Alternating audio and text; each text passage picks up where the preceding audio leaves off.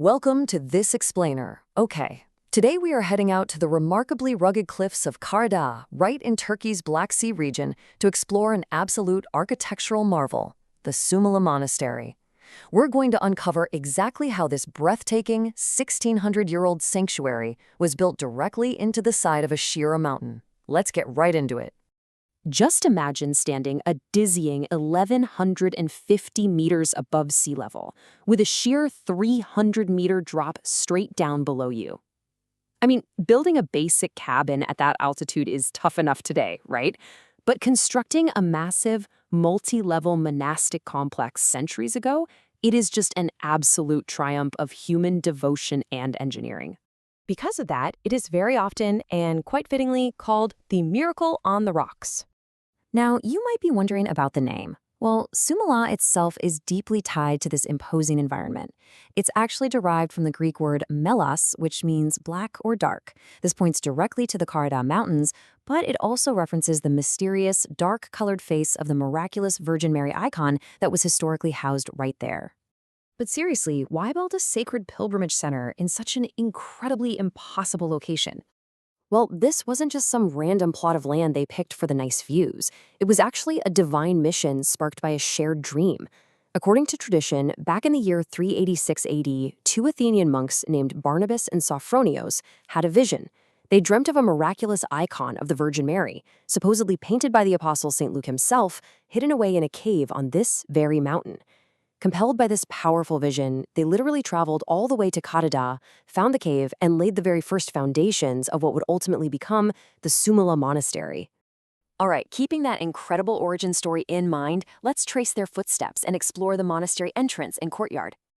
Making your way up there is a real journey. First, you pass these ancient multi-arched aqueducts that ingeniously supplied water to the entire complex. Next, you have to tackle a really steep path and narrow stairs, right past the old guard rooms. And then, finally, you emerge into the inner courtyard.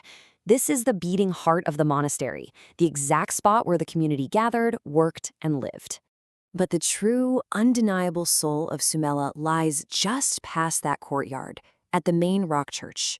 When you stand in this space and look up at the rough-hewn, natural cave ceiling, it hits you that this isn't merely a building constructed on a mountain. The mountain itself was transformed into a sanctuary. The architects took this natural cavern, carefully smoothed and reshaped the interior, and essentially sealed the open front with a massive wall. It is the absolute most ancient core of Sümela, forming a protective stone womb for their deepest spiritual practices. And the art inside? Wow. Literally every inch is covered in breathtaking frescoes. And what's wild is that you're not just looking at one painting. There are actually 3 distinct historical layers of art painted right on top of one another. You've got vivid biblical scenes like the Nativity, baptism, crucifixion, and resurrection. Plus, there are stunning depictions of the Virgin Mary and even solemn portraits of saints, apostles, and Emperor Alexius III, who helped fund the site. Right next to all those colorful frescoes is another incredibly vital spot, the Holy Spring, or a yasma. Inside the cave, there's this natural pool that slowly catches water dripping directly from the rock ceiling above. For centuries, that constant, rhythmic dripping has basically been the soundtrack of the church.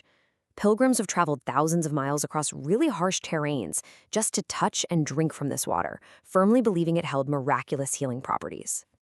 But of course, beyond the spiritual practices, we have to talk about daily life in the monastery. I mean, how did dozens of monks actually survive harsh Black Sea winters while living on a sheer cliff? It required incredible logistics. The library served as this amazing intellectual center, housing hundreds of ancient manuscripts, some of which are actually in museums today.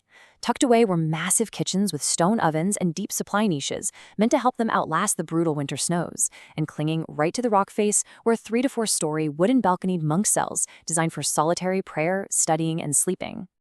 Historically, there is a really fascinating twist here. While Sümela began as a deeply Orthodox site and a powerful Byzantine coronation center, things didn't end after the Ottoman conquest.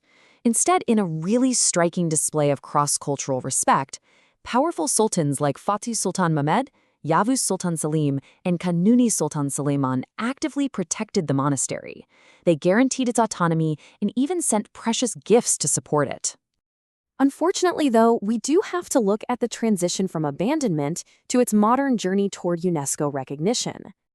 So, from its mystical foundation back in 386 AD through its major Golden Age expansion in the 14th century, Sümela saw over 1,500 years of continuous use. But that unbroken chain ended super abruptly in 1923. Because of the population exchanges between Turkey and Greece, the local community was forced to depart, and the bustling monastery suddenly fell completely silent.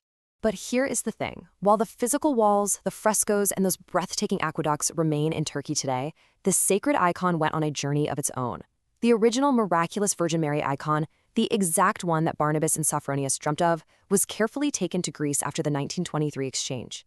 Today, it's made a brand new home across the Aegean, proudly displayed at the new Sümela Monastery in the city of Riyan. Which brings us to today. Right now, Sümela sits on the UNESCO tentative list. When you look at those sheer cliffs, the multi-layered art, and 16 centuries of deep history, you're left with a really compelling question. Will this absolute masterpiece of faith and engineering finally secure its permanent, rightful place as a World Heritage Site? It's definitely something to think about. Thanks so much for joining me for this explainer, and I'll catch you next time.